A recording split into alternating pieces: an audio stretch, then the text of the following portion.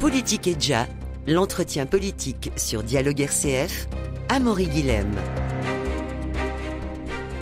Bonjour Stéphane Ravier. Bonjour. Merci d'avoir répondu à notre invitation. Sénateur des Bouches-du-Rhône, je le disais en introduction, vous avez donc perdu votre fauteuil de maire aux dernières élections. Vous avez contesté cette défaite et il y a un recours en cours. L'élection a priori devrait être validée. On en saura plus peut-être dans les prochaines heures ou prochains jours. Vous persistez à penser que vous avez gagné cette élection ? Je ne le pense pas. J'en suis persuadé. J'en suis persuadé pour l'avoir vécu sur le terrain. Alors, le rapporteur public, lui, se penche sur un dossier que nous lui avons remis, mais il n'a pas, ressenti, observé ce que mes adversaires ont été capables de faire. Outre les signatures entre le premier et le deuxième tour qui diffèrent pour 500 d'entre elles. D'ailleurs, il ne l'a pas entièrement contesté. Il a contesté le nombre de signatures. Il a contesté le nombre, donc il a reconnu qu'il y avait eu fraude. Mais il estime que la fraude n'est pas assez importante pour justifier une annulation. Ce qui est quand même assez ahurissant que de confirmer que des candidats se sont rendus auteurs de fraude, mais on les laisse en place. En tout cas, c'est ce vers quoi on s'acheminerait.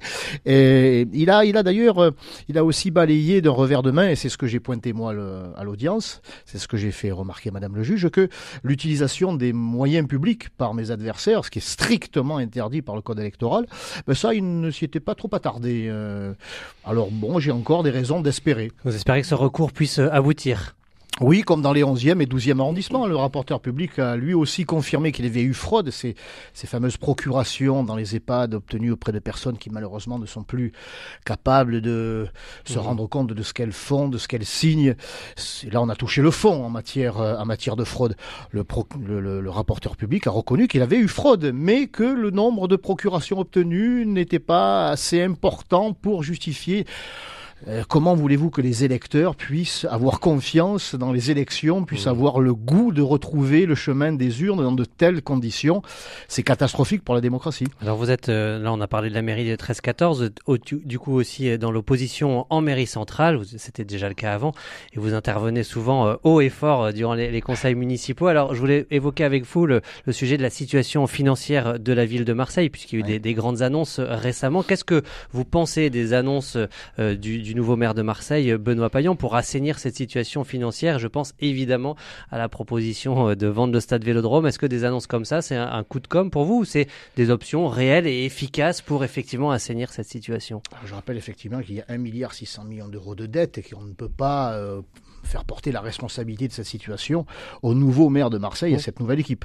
Et je note que la situation est la même au conseil départemental, la dette a explosé, elle a été multipliée par 3, et que la dette a aussi explosé à la métropole, et il y a un fil conducteur, tout ça, ce sont les mêmes qui gèrent ou qui ont géré ces trois institutions, qui ont appliqué les mêmes méthodes pour le même résultat. Donc les mêmes, c'est l'équipe Godin-Vassal, c'est ces gens qui nous disent mais c'est nous qui sommes sérieux, nous avons les compétences, vous savez, le Rassemblement National, ces gens-là ne sont pas sérieux, ne sont pas capables de gérer. On voit. Qu'est-ce que vous feriez vous pour assainir, en tout cas pour la ville de Marseille? Ils ont coulé les trois institutions, et au-delà d'être des institutions, ce sont des territoires qui sont habités par des gens et qui sont des contribuables, et pour lesquels Benoît Payan, le nouveau maire de Marseille, trahit déjà une promesse électorale, puisqu'il s'était engagé à ne pas augmenter les impôts. Eh bien, c'est ce vers quoi on s'achemine désormais. Il affirme il reprend un petit peu ce que j'avais proposé, à savoir de renégocier la dette avec les banques, d'aller chercher avec les dents, s'il le fallait, et il le faut, des crédits auprès du gouvernement et auprès de Bruxelles, à qui on donne tant et dont on reçoit si peu.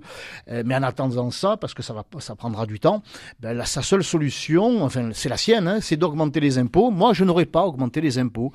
Ou de justement se détacher de certains lieux, de certaines charges importantes qui pèsent sur la ville de Marseille. Et je reprends cet exemple du stade Vélodrome. Pour vous, c'est une option efficace? Oui, c'est une option, mais malheureusement, elle ne trouve pas preneur pour l'instant. Et ce que propose M. Payan, ça s'inscrit dans le temps. Il n'en aura pas les résultats les gains avant 2 ou 3 ans et peut-être jamais. Il nous a fait savoir, comme moi d'ailleurs, qu'il était favorable à la vente du stade Vélodrome uniquement à l'Olympique de Marseille. C'est ce que je souhaitais aussi. Mais l'Olympique de Marseille nous a fait savoir il y a quelques mois déjà qu'il n'était plus intéressé par l'achat du stade Vélodrome, qu'il gère quasiment de A à Z désormais. Ils n'ont plus à sacrifier ces dizaines de millions pour l'acheter. Donc c'est un vœu pieux désormais que d'obtenir un financement grâce à la vente du stade. Peut-être que ça se fera, mais pas avant un certain temps. Donc la solution n'est pas là. Il y a des économies à faire. Il y a du personnel sans doute à obtenir, un investissement au quotidien plus important. Il y a une idéologie à abandonner, celle de l'immigrationnisme forcené qui l'a conduit à accorder une subvention à SOS Méditerranée et à annoncer l'ouverture de la ville. Si vous étiez d'accord, voilà, pour le stade Vélodrome, il y a plein de sujets sur lesquels vous n'êtes pas d'accord. Cette subvention de 30 000 € à SOS Méditerranée, ce sujet de la concertation autour de la porte d'Aix, le relogement des mineurs non accompagnés dont on a beaucoup parlé la semaine dernière. Alors vous fustigez ces mesures. Pourquoi aujourd'hui ces gens ils sont là, ils sont dans nos rues et vous dites il faut les laisser dans la rue, c'est mieux?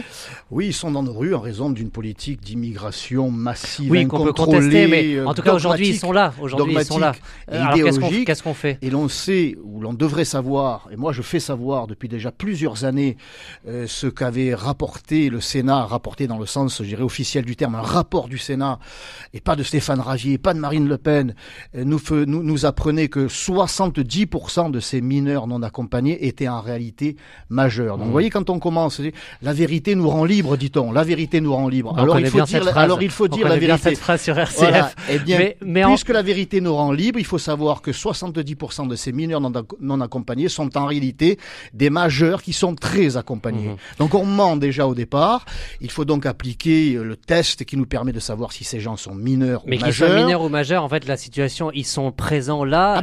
Comment on peut pas dire décemment, c'est mieux de les laisser à la rue. Quelles sont vos propositions? Si ces gens sont majeurs, ils sont expulsables et doivent être expulsés. Donc vous dites, il faut leur payer un billet d'avion. Et si l'on a un investissement financier à faire, effectivement, cet investissement doit se faire dans l'achat d'un billet d'avion pour qu'ils puissent se réacclimater dans leur pays d'origine, parce que nous n'avons pas les moyens de les accueillir ici. Madame Vassal, qui soudainement dénonce cette politique qu'elle a elle-même favorisée, parce qu'elle ne demande pas à l'État de réduire l'immigration. Elle demande à l'État de lui donner les moyens de l'absorber. Et elle fait savoir que ces mineurs, ou ces prétendus mineurs non accompagnés dans les Bouches-du-Rhône coûtent aux contribuables 50 millions d'euros. 50 millions d'euros par an. Mon Dieu, que pourrait-on faire chaque année avec 50 millions d'euros? Mais vous faites pas de 50 millions d'euros, c'est le coût de la patinoire, vous voyez. Et avec 50 millions d'euros, on pourra en refaire des écoles, des gymnases. Oui, mais monsieur Ravier, est-ce qu'on peut mettre sur le même plan l'accueil de personnes qui sont à la rue dans des conditions objectivement indignes et la construction d'une patinoire? Enfin, vous voyez. Non, mais c'est pour rappeler ce que ça coûte, l'immigration sauvage et l'immigration incontrôlée et les clandestins, car ces gens-là sont des clandestins. Ils sont arrivés dans notre pays via des réseaux de passeurs. Et peut-être en fuyant des situations dans leur propre pays compliquées, de guerre, d'exploitation, vous voyez. Enfin, est-ce que vous prenez ça en compte, ou est-ce que vous dites ils sont majeurs, ils sont expulsables, même s'il y a la guerre et que là-bas c'est la misère, parfois à cause de nos propres pays, nos propres gouvernements. La France aussi a été en guerre durant le siècle précédent, et elle l'est encore. En tout cas, elle participe à des opérations extérieures. Au Mali, par exemple, nos hommes, nos forces, sont envoyés au Mali. Nos soldats, pour certains d'entre eux, ils laissent la vie, pendant que des Maliens viennent dans notre pays essayer d'y trouver un Eldorado, alors que la France est de plus en plus un radeau. Ils viennent y trouver une aide sociale que nous n'avons même plus les moyens d'offrir à nos compatriotes. Je pense en particulier aux personnes âgées ou à nos étudiants. Quand on n'a plus les moyens de sa politique ou de son idéologie, eh bien, on applique la politique de ses moyens. Et l'on aide d'abord les nôtres. À Marseille, il y a 100 000 Marseillais qui vivent dans du logement indigne. 23% des Marseillais qui vivent en dessous du seuil de pauvreté. 10 millions de Français qui survivent en dessous du seuil de pauvreté dans ce pays. Et l'on voudrait faire croire que l'on est capable d'accueillir toute la misère du monde sous le prétexte que dans ces pays, il y a des situations conflictuelles. Eh bien, quand on est jeune, quand on est plein de vie, eh bien, on reste dans son pays pour se battre pour lui, pour se battre pour sa liberté, pour se battre pour sa famille. Ce que je constate, moi, c'est que ce sont des gens, des hommes, pour 90% d'entre eux, dans la force course de large, pleine force, et qui viennent ici, qui ont manifestement abandonné femmes, enfants, parents dans un pays en guerre. Je trouve pas ça très moral. Et encore une fois, charité bien ordonnée, commençons par soi-même. Je crois qu'il est urgent d'aider d'abord les nôtres avant de penser aux autres. Et un sujet qui revient souvent, et je voudrais qu'on évoque aussi, Stéphane Ravier, c'est celui de la sécurité. Le ministre de l'Intérieur, Gérald Darmanin, est venu il n'y a pas si longtemps à Marseille. Il a notamment affirmé que des caméras de vidéoprotection avaient été proposées par l'État et refusées par la mairie de Marseille, qui parle en effet de moratoire. Votre avis sur ce sujet ? Ben oui, encore une fois, Monsieur Darmanin se heurte à son tour au dogmatisme de cette nouvelle équipe, pardonnez-moi ce terme, mais moi je l'ai subi depuis 1 an au conseil municipal, de fanatiques. Ce sont des fanatiques. Et c'est pas les fanatiques du stade Vélodrome, là. Ce sont des dogmatiques, une attitude, mais vraiment extrémiste, des idéologues que nous avons désormais à la tête de la mairie de Marseille, emmenés par Monsieur Payan et son groupe. Mais qui mettent en place les mesures qu'ils avaient annoncées. Et qui refusent. Pour ça, il faut leur accorder cette honnêteté, cette sincérité. Madame Rubirola avait fait savoir qu'elle voulait faire de Marseille une ville accueillante pour les migrants. C'est ce qu'ils font. Ils refusent de voir la réalité de la sécurité et de répondre à l'attente des Marseillais en rejetant et en refusant donc le financement pour les caméras. C'est ce qu'ils avaient annoncé. Mais il y a peut-être d'autres mesures qui vont être proposées et pour contrebalancer. Si c'est pas les caméras, c'est peut-être plus de présence policière. Peut-être plus de vélos, peut-être plus de pots de fleurs, peut-être je sais pas ce que ça peut être. Avec eux, on peut s'attendre à tout. Mais la réalité, c'est qu'on a besoin de caméras, mais c'est pas l'alpha et l'oméga. Les caméras, ça, c'est un plus. Cela permet aux policiers surtout de mener une enquête et donc a posteriori, après que l'acte criminel ou de délinquance ait été commis. C'est nécessaire, mais ce n'est pas la priorité. La priorité, ce sont les hommes et les femmes de la police nationale et municipale dans nos rues, pour sécuriser nos rues, pour les écoles, les noyaux villageois qui ont besoin de retrouver cette sécurité pour pouvoir travailler. Parce que sans sécurité, il n'y a pas de travail possible, il n'y a pas de liberté individuelle possible. Alors on a besoin d'hommes et de femmes, et c'est ce que Gérald Darmanin a promis. Mais on nous en a tellement promis. Ces prédécesseurs vous y croyez pas promis.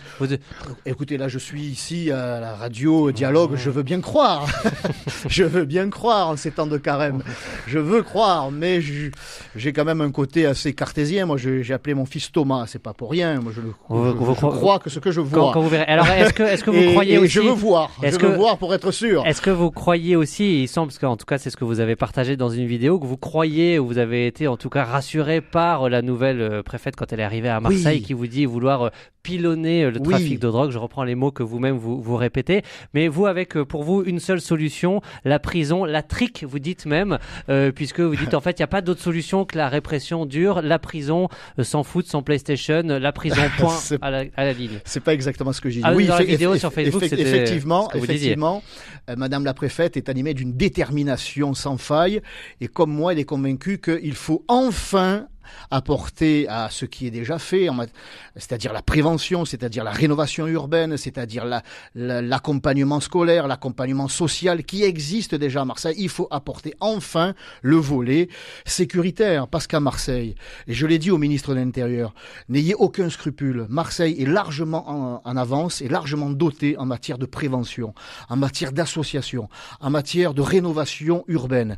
Eh bien, on voit bien que ça ne suffit pas, cher monsieur, et je le dirai à monsieur Darmanin la prochaine fois qu'il viendra à Marseille, puisqu'il s'est engagé à venir dans les Bouches-du-Rhône. Toutes les 6 semaines, il va y passer 1 semaine. Ça correspond quand même au printemps et à l'été. C'est peut-être ça aussi qui l'attire ici. Mais il y a quand même du travail. Et je pourrais le mener, par exemple, à la cité du Vieux Moulin, dans le 14e à Marseille, pas très loin de la mairie de secteur. Tout a été refait. Tout, mais c'est flambant neuf. Eh bien, les dealers, ils travaillent effectivement dans de bien meilleures conditions. Il y a une casse automobile tout à fait illégale. Et la moula, la frappe, affichée sur tous les murs, tout neuf, c'est déjà saccagé, des voitures qui sont brûlées. Et je peux le mener à la Busserine. À la Busserine, il y a une crèche municipale, il y a une école, il y a une maternelle, il y a un collège, il y a un commissariat en face, il y a une piscine, il y a un stade. Il y a tout à la Busserine, il y a des associations. Il manque seulement le volet répressif, et c'est ce que demandent 90% des habitants de la Busserine. Là-dessus, vous êtes rassuré par ces annonces aussi de Madame la préfète? Moi, je ne tiens pas à être rassuré. Vous attendez de voir aussi. Je veux que les Marseillais soient sécurisés et que l'on passe des promesses aux actes. On a une préfète déterminée, mais c'est bien beau la détermination. Faut-il encore qu'elle ait les moyens de sa volonté. Que reste-t-il de votre amour de la politique, Stéphane Ravier? Aujourd'hui, vous avez été réélu sénateur, mais vous êtes le seul sénateur du Rassemblement national. Que reste-t-il de votre engagement politique quand on se retrouve seul sénateur de son parti politique? On a l'impression d'être utile, d'être efficace, de porter une voix quand même, ou on est noyé au milieu du reste? Je reprendrai le mot de Jean-Claude Gaudin, Stéphane Ravier, il est seul au Sénat, mais quand il parle, on l'entend. Et c'est ce qui compte. Au Sénat, contrairement à l'Assemblée nationale, nous avons, même quand on est seul, je ne parle pas de moi à la première personne du pluriel, mais même quand on est seul, on peut se faire entendre, on a l'opportunité de prendre la parole souvent, et c'est ce que je fais. Donc je ne suis pas seul lorsque je m'exprime au nom de millions de Français qui sont, je dirais là, touchés par une injustice antidémocratique ou une anomalie, une forte anomalie antidémocratique qui veut que le premier parti de France n'ait qu'un seul représentant à la Chambre haute et n'ait que 6 ou 7 représentants à l'Assemblée nationale. C'est le scrutin qui le veut, mais mon amour pour la politique, pour Marseille, pour la France, c'est intact. Je dirais même qu'il est encore plus fort qu'avant. Alors au sein du Rassemblement national, vous êtes un peu le référent par rapport à ce projet de loi du séparatisme. Quel regard vous portez sur la loi telle qu'elle a été discutée à l'Assemblée nationale? Elle va arriver bientôt au Sénat. Comment vous allez vous en saisir quand elle arrivera? Sur quoi vous allez peut-être insister? Une loi qui avait déjà perdu son nom. Déjà une première reculade. La loi ne porte pas le nom de lutte contre le séparatisme, mais pour les valeurs de la République, on reste encore dans le flou, dans l'idéologie.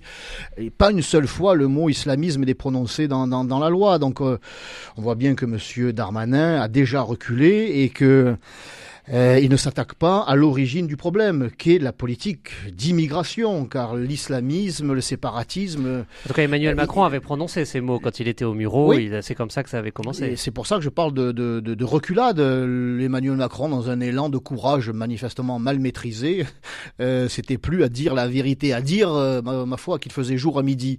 Et puis, il y a eu des remous, il y a eu des contestations, et on a déjà reculé. Et ça... je dirais sur le terrain, on en est conscient et ça motive les militants islamistes d'autant plus. Eh bien moi, je suis d'autant plus motivé pour rétablir. Donc vous allez commencer par faire changer le nom de la loi. Les priorités et que l'on se dise les choses. Il faut d'abord les nommer les choses si l'on veut les combattre efficacement. Tant que l'on nie le terme même d'islamisme, de séparatisme, et je dirais même que séparatisme, ce n'est pas encore ou ce n'est plus le stade ultime, puisque nous en sommes en réalité à subir une véritable conquête du territoire, conquête de l'ensemble de ce qui fait notre quotidien et conquête de notre pays. On n'en est plus à avoir quelques îlots, quelques régions qui soient séparées du reste. Non, c'est une véritable démarche de conquête. Il faut donc en être conscient et répondre à cette situation. Or, M. Darmanin, qui peut avoir de la bonne volonté, il y a des éléments intéressants, mais il ne s'attaque pas à la racine du problème, qui est l'immigration, qui reste le tabou parmi les tabous, et on continue d'ailleurs à faire entrer dans notre pays près de 300 000 personnes par an, des migrants, c'est-à-dire des clandestins. Mais ça, c'est pas avec cette loi-là que vous arriverez à faire bouger les choses sur le sujet. En tout cas, ce sujet-là est au niveau de la loi telle qu'elle a été discutée et telle qu'elle va arriver au Sénat. Et c'est pour ça qu'elle va arriver au Sénat. Et vous allez dire, bon, en fait, c'est à côté de la plaque. Et donc, que je me ferai fort. Tout n'est pas à côté de la plaque. D'ailleurs, à l'Assemblée nationale, nous n'avons pas voté contre, nous nous sommes abstenus, parce que tout n'est pas à jeter. On critique quand il faut critiquer, mais nous apportons aussi des amendements, une volonté d'amélioration de la loi et des lois en général. Donc c'est ce que je ferai, et je dénoncerai des mesures qui en réalité frappent des individus ou des groupes d'individus qui ne le méritent pas. Moi, je pense à l'éducation à la maison, en domicile. Il y a 30 000 personnes en France qui préfèrent éduquer leurs enfants chez eux, qui ne passent pas par l'éducation nationale, pour qui ça se passe très bien. Ils sont très contrôlés. J'ai reçu plusieurs personnes. Elles m'ont bien expliqué que les contrôles étaient très rigoureux, qu'ils n'avaient pas le droit à l'échec. Seule l'éducation nationale droit à l'échec. Tout le monde, seule l'éducation nationale peut être la fabrique du crétin, tout le monde dans le même panier, quoi. Ben justement, tout le monde est mis effectivement dans le même panier, alors qu'il y a des associations ou des Français, des familles françaises qui préfèrent éduquer eux-mêmes leurs enfants, et ça se passe très bien, car encore une fois, ils sont très contrôlés par l'éducation nationale, leurs enfants réussissent, eh bien eux, ils vont être les victimes de cette loi qui met tout le monde dans le même panier, parce qu'on n'ose pas désigner celui que l'on veut combattre, on ne le nomme même pas. Alors, on frappe ainsi des familles françaises, et disons-le pour certaines d'entre elles, des familles catholiques, ou des associations catholiques, ou l'Église, alors que elles ne sont absolument pas responsables, ni dans une volonté de séparatisme, bien au contraire. Alors, sur ce sujet de l'islamisme, justement, vous intervenez souvent, haut et fort aussi, sur les mosquées salafistes, sur le rassemblement des musulmans du Sud, notamment ici pour Marseille. Est-ce que vous n'avez pas l'impression qu'à force d'insister systématiquement sur ce sujet d'islamisme, ça entretient une méfiance, voire une haine envers les musulmans? Est-ce que ça participe pas à fragiliser le lien social ici sur le territoire? Moi, je pointe des mosquées, je pointe des associations, je pointe des individus précisément en apportant des arguments et des faits. Et de pousser, et de rappeler, de répéter, bien au contraire, ça a convaincu le ministre Darmanin de s'inquiéter de ce qui se passait à la mosquée des Bleuets. Ça l'a convaincu de s'intéresser un petit peu à ce qui se passe chaque année au Parc Chanot, lorsque ceux-ci retrouvent les musulmans du Sud, qui est anciennement l'UOIF, qui est la branche des frères musulmans en France, reconnue en Égypte et aux États-Unis comme une association terroriste. Non, il faut continuer à pousser pour justement que ça attise la division, que l'on ne mette pas tout. Moi, je ne mets pas tous les musulmans dans le même sac. Je dis celui-là, cette association-là, cette mosquée-là, comme au Cailloles. Et d'ailleurs, le ministre, là encore, s'y intéresse à cette mosquée des Cailloles. Donc, mon action, elle est légitime, elle est pertinente, elle est ciblée. Et un volet que le ministre n'a pas évoqué dans sa loi, et qu'il n'évoque pas d'ailleurs dans les débats, c'est ce rapprochement des élus locaux avec les associations islamistes. Je pense à Madame Boyer, et qui a été à la manœuvre pour que cette mosquée des Cailloles voit le jour et soit dirigée par des salafistes. Je pense à Madame Preciosi, je pense à Madame Gali, qui il y a 2 ans sont allés participer à cette réunion des frères des musulmans du Sud. Et Renaud Muselier et Renaud Muselier d'ailleurs, que j'ai interpellé, eh bien, a reconnu que son cabinet s'était trompé. C'était pas lui, mais c'était son cabinet. Mais c'est déjà un bon point. Moi, je lui demande, que va-t-il faire de Madame Preciosi? Va-t-il la reconduire aux élections régionales, sachant qu'elle ne démord pas, et elle estime que sa place était là-bas, en concluant d'ailleurs son intervention par Inch'Allah l'année prochaine. Qu'est-ce que vous allez faire pour les réunions, les élections régionales, justement, vous m'aidez à faire la transition? Le Rassemblement national est déjà bien représenté à la région Sud, il ne l'est pas du tout au département. Comment vous envisagez ces élections, ces échéances électorales? Écoutez, moi je les envisage, je dirais de façon optimiste, mais j'en appelle à la mobilisation des électeurs. 75% se sont abstenus aux élections municipales dans les 13e et 14e arrondissements. C'est aussi ça mon handicap. Je pense que s'il n'y avait pas eu le Covid, nous aurions pu conserver cette mairie de secteur, mais bon, on ne refera pas le match. Alors je dis aux habitants des Bouches-du-Rhône et de Provence-Alpes-Côte d'Azur qu'ils ne peuvent pas tout le temps se plaindre. Ils ne peuvent pas tout le temps dire mais lui il nous a trahis, il n'a pas tenu sa promesse, il nous avait dit qu'il n'augmenterait pas les impôts et puis il augmente les impôts, la sécurité ne veut pas nous entendre, le séparatisme islamiste, pourquoi ne s'y attaque-t-il pas, etc. Eh bien, plutôt que de faire un constat désolé, un constat réel, il faut ensuite avoir adopté une attitude cohérente. Il leur reste une arme non létale, non violente. On ne nous l'a pas encore retirée. C'est le bulletin de vote.